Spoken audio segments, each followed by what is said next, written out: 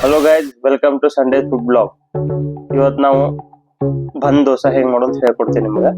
ಬೇಕಾದ ಸಾಮಗ್ರಿಗಳು: 2 ಕಪ್ ಬಾಂಬೆ ರವಾ, 1 ಕಪ್ ಮೊಸರು, 1 ಕಪ್ ಅವಲಕ್ಕಿ.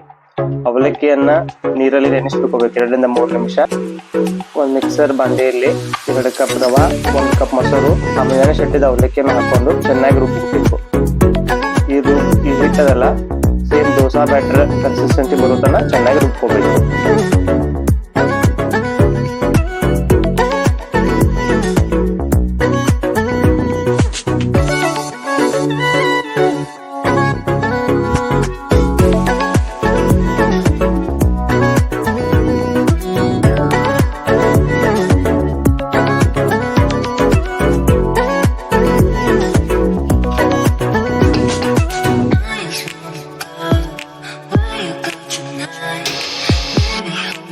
ಈ ರೀತಿ ದೋಸಾ ಬ್ಯಾಟರ್ ಕನ್ಸಿಸ್ಟೆನ್ಸಿ ಬರೋ ತನಕ ನೀವು ರುಬ್ಕೋಬೇಕು.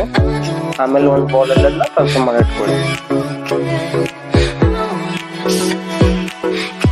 ಈಗ ಈ ಹಿಟ್ಟಲ್ಲಿ ಹಾಕಬೇಕಂತ ಹೇಳ್ತೀನಿ ನಿಮ್ಗೆ.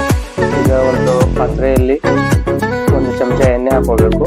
ಆಮೇಲೆ ಉಳ್ಳಾಗಡ್ಡೆ ಮತ್ತು ಮೆಣಸಿನಕಾಯನ್ನ ಸಣ್ಣದಾಗಿ ಚಾಪ್ ಮಾಡಿ ಇಟ್ಕೋಬೇಕು. ಎಣ್ಣೆ ಕಾದ್ಮೇಲೆ ಸ್ವಲ್ಪ ಹಿಂಗ ಹಾಕಬೇಕು. ಅದಾದ್ಮೇಲೆ ಸ್ವಲ್ಪ ಹೆಚ್ಚಿಗೆ ಸಾಸಿವೆ ಕಾಳು ಹಾಕಬೇಕು. ಸಾಸಿವೆ ಕಾಳು ಸಿಡಿದ್ಮೇಲೆ ಸ್ವಲ್ಪ ಜೀರಿಗೆ, ಆಮೇಲೆ ಅದ್ರೊಳಗೇನೆ ಚೆನ್ನಾಗಿ ಚಿಕ್ಕದಾಗಿ ಹೆಚ್ಚಿಟ್ಕೊಂಡಂತ ಉಳ್ಳಾಗಡ್ಡಿ ಮತ್ತು ಮೆಣಸಿನಕಾಯಿ ಹಾಕೊಂಡು ಮಿಕ್ಸ್ ಮಾಡ್ಕೋಬೇಕು.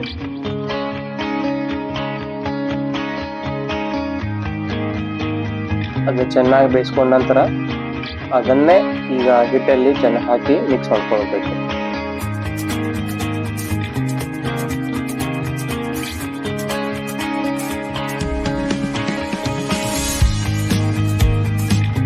ಆಮೇಲೆ ಇದನ್ನೆಲ್ಲ ಚೆನ್ನಾಗಿ ಮಿಕ್ಸ್ ಮಾಡ್ಕೊಂಡ ನಂತರ ಕೊತ್ತಂಬರಿ ಸೊಪ್ಪು ಹಾಕ್ಬೇಕು. ಕೊತ್ತಂಬರಿ ಹಾಕುವಲ್ಲಿ ಯಾವುದೇ ರೀತಿಯ ಕಂಜೂಸ್ತನ ಮಾಡಬಾರ್ದು. ಕೊತ್ತಂಬರಿನೇ ಈ ಫುಡ್ ಅನ್ನ ಹೆಚ್ಚಿಗೆ ಫ್ರೆಶ್ ಆಗಿ ಕಾಣಲಿಕ್ಕೆ ಹೆಲ್ಪ್ ಮಾಡುತ್ತೆ. ಈ ತರ ಚೆನ್ನಾಗಿ ಮಿಕ್ಸ್ ಮಾಡಿ ಇಟ್ಕೋಬೇಕು. ಇದು ಈಗ ರುಚಿಗೆ ತಕ್ಕಷ್ಟು ಉಪ್ಪು ಹಾಕೋಬೇಕು. ಸ್ವಲ್ಪ ಸಕ್ಕರೆ ಹಾಕೋದ್ರಿಂದ ಇದಕ್ಕೆ ಚೆನ್ನಾದ ಕಲರ್ ಬರುತ್ತೆ. ಬೇಯಿಸಿದ್ಮೇಲೆ ಸ್ವಲ್ಪ ಸೋಡಾ ಹಾಕಿ ಒಂದು 5 ರಿಂದ 10 ನಿಮಿಷದಿಂದ ಸೈಡಿಗೆ ತೆಗೆದು ಇಟ್ಟುಬಿಡ್ಬೇಕು. ಈಗ ಈ ದೋಸೆ ಜೊತೆ ಟೊಮೆಟೊ ಮತ್ತು ಉಳ್ಳಾಗಡ್ಡೆ ಚಟ್ನಿಯನ್ನು ಹೇಗೆ ಮಾಡೋದು ಅಂತ ಹೇಳ್ಕೊಡ್ತೀನಿ ನಿಮ್ಗೆ. 2 ರಿಂದ 3 ಉಳ್ಳಾಗಡ್ಡೆ, 1 ಟೊಮೆಟೊನು ಸ್ವಲ್ಪ ದೊಡ್ಡ ಆಕಾರದಲ್ಲಿ ಹೆಚ್ಚಿಟ್ಕೋಬೇಕು. ಆಮೇಲೆ ರುಚಿಗೆ ತಕ್ಕಷ್ಟು ಖಾರ ಸಲುವಾಗಿ ಮೆಣಸಿನಕಾಯಿ. ಈಗ ಒಂದು ಪ್ಯಾನಲ್ಲಿ 1 ಚಮಚ ಎಣ್ಣೆ ಹಾಕಿ ಅದ್ರೊಳಗಡೆ ಸ್ವಲ್ಪ ಹಿಂಗ್ ಹಾಕಬೇಕು. ಹಿಂಗ್ ಹಾಕಿದ್ಮೇಲೆ 1 ಟೇಬಲ್ ಸ್ಪೂನ್ ಉದ್ದಿನಬೇಳೆ, ಅದ್ರ ಜೊತೆನೆ 1 ಟೇಬಲ್ ಸ್ಪೂನ್ ಕಡಲೆಬೇಳೆ. ಇವೆರಡು ಹಾಕೋದ್ರಿಂದ ಚಟ್ನಿಗೆ ಒಂದು ಚೆನ್ನಾದ ಫ್ಲೇವರ್ ಬರುತ್ತೆ. ಫಸ್ಟ್ ಮೆಣಸಿನಕಾಯಿ, ಹೆಚ್ಚಿಟ್ಕೊಂಡು ಮೆಣಸಿನಕಾಯಿ, ಅದ್ರ ಜೊತೆ ಉಳ್ಳಾಗಡ್ಡೆ. ಫಸ್ಟ್ ಇವೆರಡನ್ನು ಬೇಯಿಸ್ಕೊಳ್ಬೇಕು ಚೆನ್ನಾಗಿ.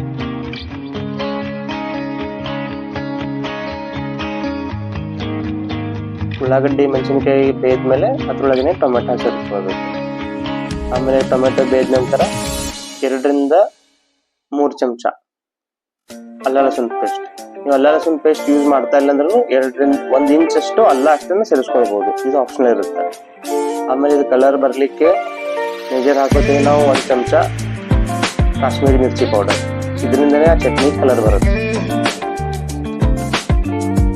ಈ ಖಾರ ಹೊತ್ತಬಾರ್ದು ಅಂತ ಹೇಳಿ ಒಂದು ಸ್ವಲ್ಪ ನೀರು ಹಾಕೊಳ್ಬೇಕು. ಇಲ್ಲಾಂದ್ರೆ ಅದು ಹೊತ್ತು ಬಿಡುತ್ತೆ ಖಾರ ಎಲ್ಲ. ಒಂದು ಸ್ವಲ್ಪ ನೀರು ಹಾಕೊಂಡು ಆಮೇಲೆ ಚೆನ್ನಾಗಿ ಬೇಯಿಸ್ಕೊಳ್ಬೇಕು.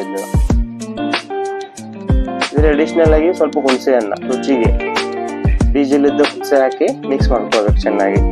ಇದ್ರಲ್ಲಿ ನೀವು 2 ರಿಂದ 3 ಕಾಜು ಹಾಕಿದ್ರು ಟೇಸ್ಟ್ ಚೆನ್ನಾಗಿ ಬರುತ್ತೆ. ಆಮೇಲೆ ಇದೆಲ್ಲ ಆರಿದ್ಮೇಲೆ ಒಂದು ಮಿಕ್ಸರ್ ಬೌಲ್ಗೆ ಇದನ್ನ ಟ್ರಾನ್ಸ್ಫರ್ ಮಾಡ್ಕೊಂಡು ರುಚಿಗೆ ತಕ್ಕಷ್ಟು ಉಪ್ಪು, ಸ್ವಲ್ಪ ಸಕ್ಕರೆ ಹಾಕಿ ಚೆನ್ನಾಗಿ ರುಬ್ಬಿಕೊಂಡು ಇಟ್ಕೊಂಡ್ರೆ ಚಟ್ನಿಯಲ್ಲಿ ರೆಡಿ ಆಗುತ್ತೆ. ಈ ಚಟ್ನಿಯನ್ನ 3 ರಿಂದ 4 ದಿವಸ ಈಸಿಯಾಗಿ ಯೂಸ್ ಮಾಡ್ಕೊಳ್ಬೋದು. ಈಗ ದೋಸೆ ಸ್ಟಾರ್ಟ್ ಮಾಡೋಣ. ಒಗ್ಗರಣೆ ಬೌಲ್ ಗ್ರೀಸಿಂಗ್ ಮಾಡ್ಕೊಂಡು ಅದರಲ್ಲಿ ಸ್ವಲ್ಪ ಹಿಟ್ಟನ್ನು ಹಾಕೋಬೇಕು. ಈಗ ಹಾಕೊಂಡು ಲೋ ಫ್ಲೇಮಲ್ಲಿ 2 ನಿಮಿಷ ಬೇಯಿಸ್ಕೊಳ್ಬೇಕು. ಅದನ್ನೀಗ ಒಂದು ಸೈಡ್ ಬೇಯ್ದಾದ್ಮೇಲೆ ಸ್ಪೂನ್ ಸಹಾಯದಿಂದ ಟರ್ನ್ ಮಾಡಿಕೊಂಡು ಅದನ್ನು ಮತ್ತೆ 1 ನಿಮಿಷ ಬೇಯಿಸ್ಕೊಳ್ಬೇಕು. ನಿಮ್ಮ ಬನ್ ದೋಸೆ ರೆಡಿ ಆಗುತ್ತಾ. ಫುಲ್ ಸ್ಪಂಜ್ ಟೈಪ್ ಇರುತ್ತಾ, ಚಟ್ನಿ ಜೊತೆ ಸೇವಿಸಲು ಸಿದ್ಧ. Thank you for watching.